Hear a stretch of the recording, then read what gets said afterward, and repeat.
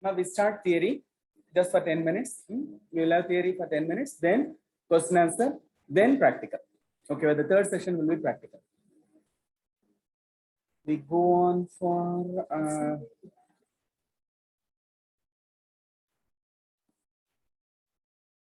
it's all over. Now we need to do cash book, ratio analysis, depreciation, all these things covered. Depreciation formula, then start management.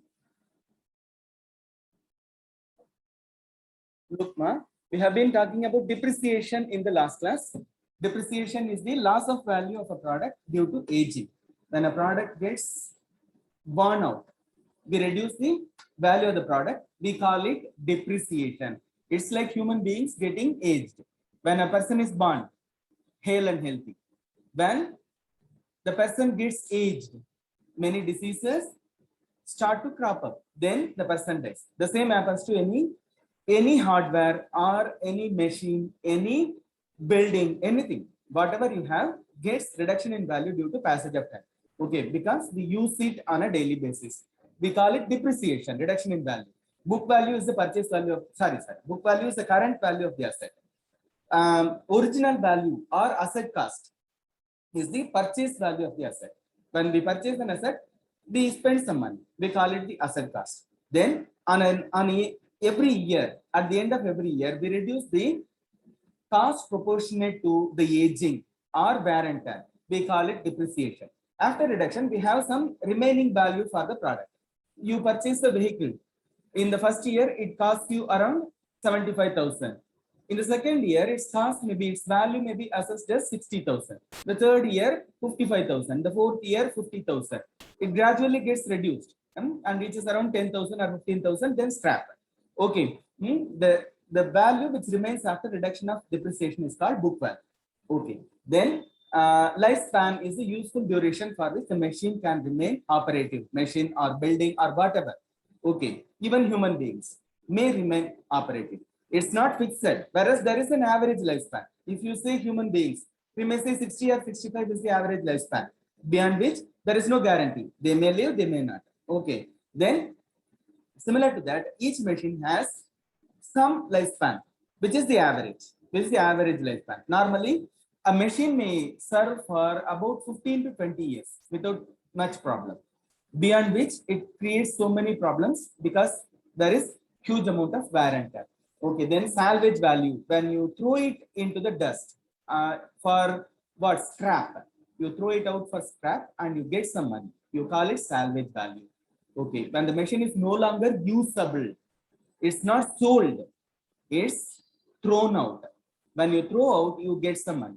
You call it salvage value.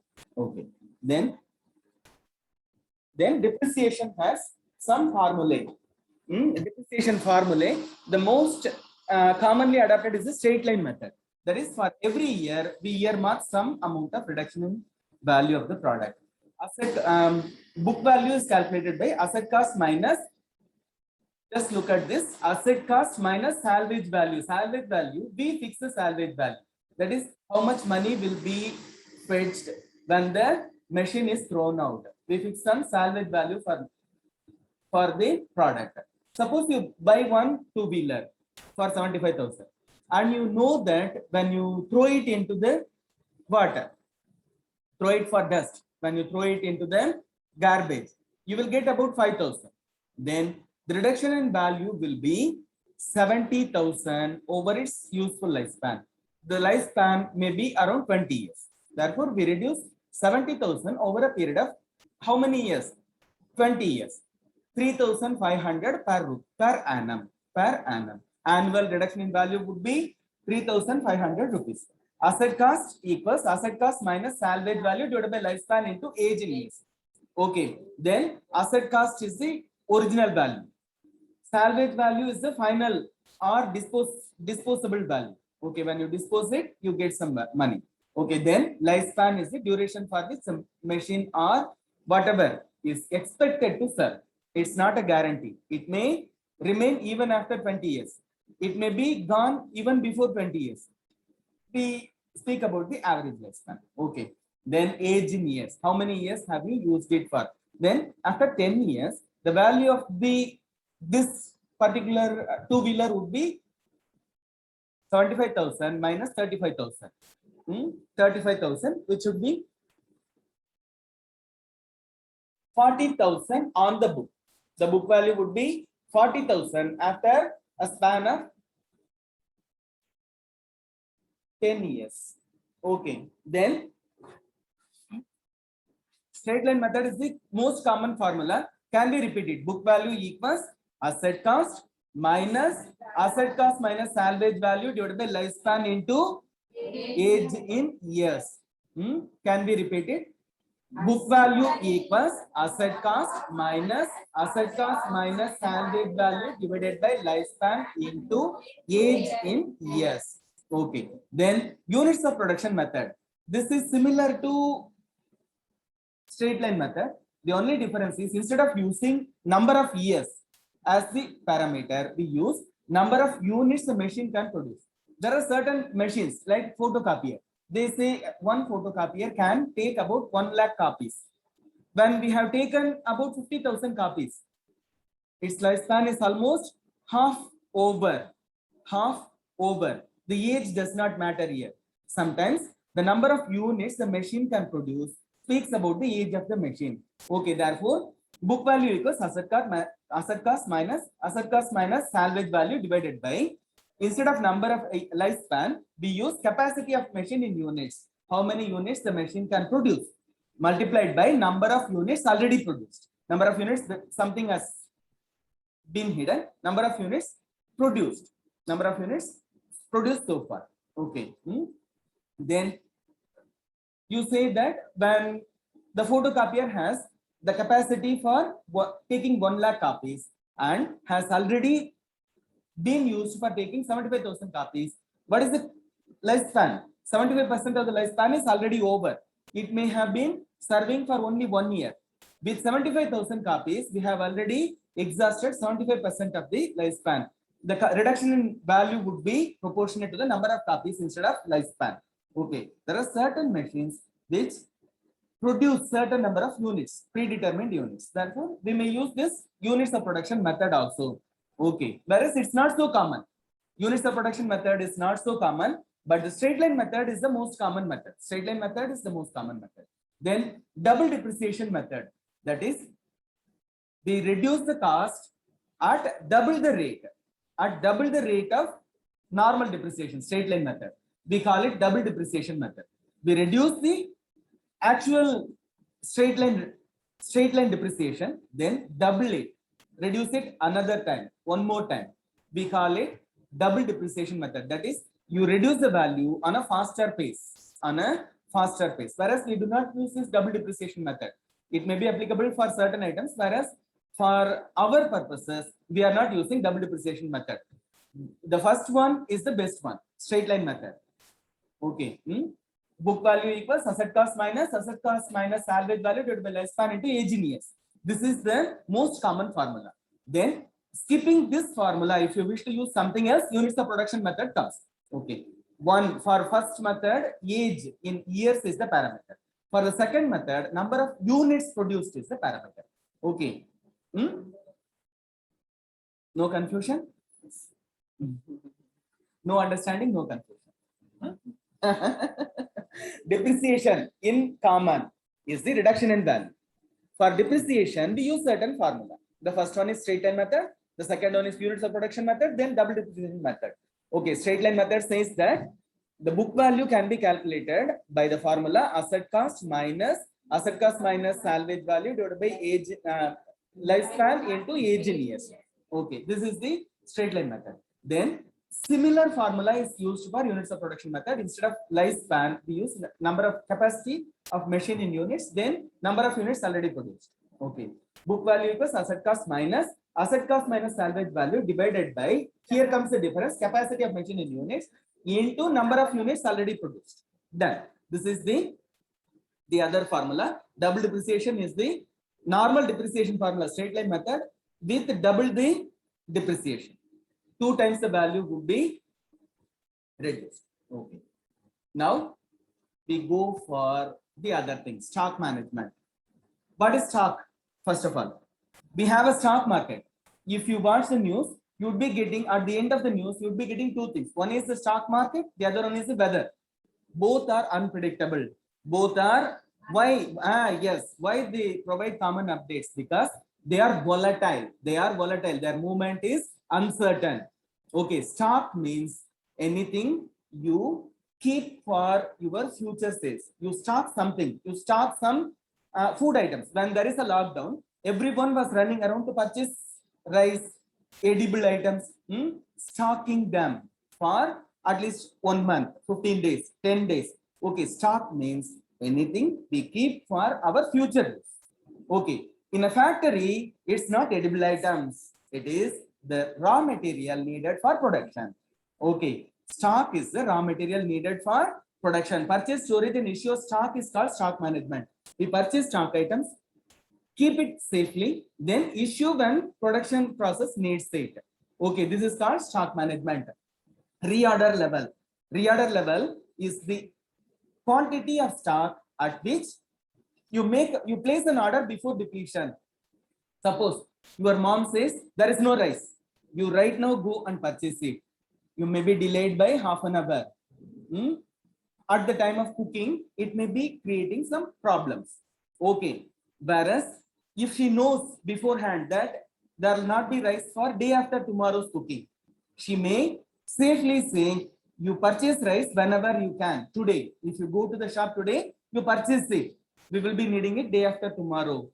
That is reorder level. Before depletion, before complete depletion of the item, you place the order and procure it for non-stop production. For non-stop production. When your mother cooks, there will be some disruption if she fails to purchase the required items. Similar to that, when the reorder level is not maintained, when we allow an item to completely go depleted, we will be wasting our time paying salary, paying electricity bill, paying water tax without any useful production. Therefore, we call this reorder level as the quantity of stock at which we have to place another fresh order for purchase. Okay, so that the production continues without any stoppage. Okay, then overstocking. The reverse. When you forget to buy something, there is some delay in purchase, delay in cooking or production. Okay, when you, instead of that, you have some fear. You purchase rice, whereas 10 bags, 10 large bags of rice. Is it advisable to invest so much money and keep it in your home for at least another 5 months or 6 months?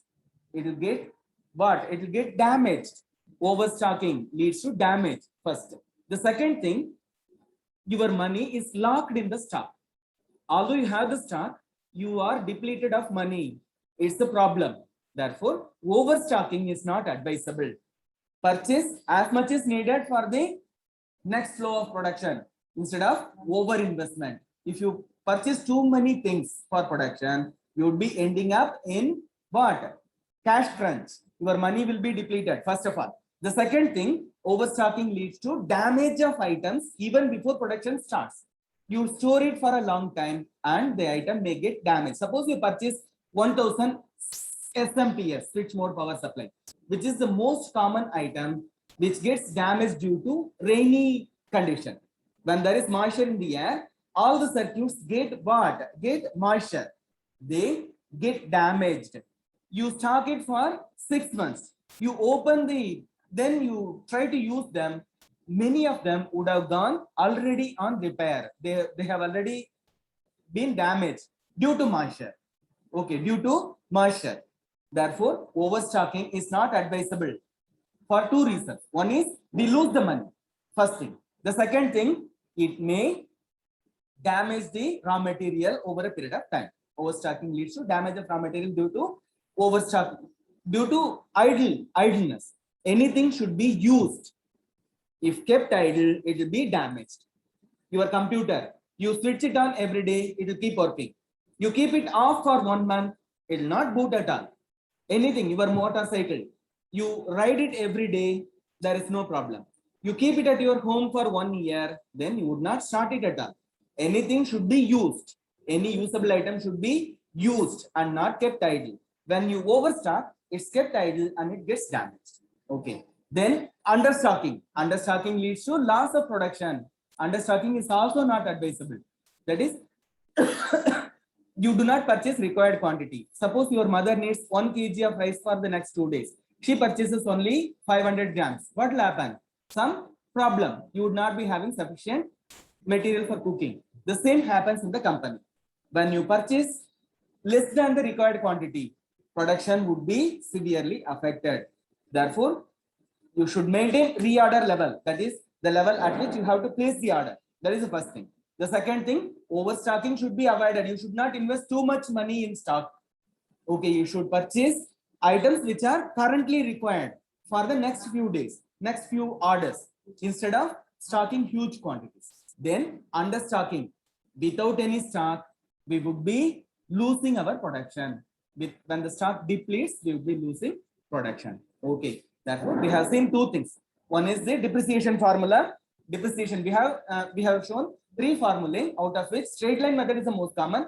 Okay. Book value equals asset cost minus salvage value divided by lifespan into age in years.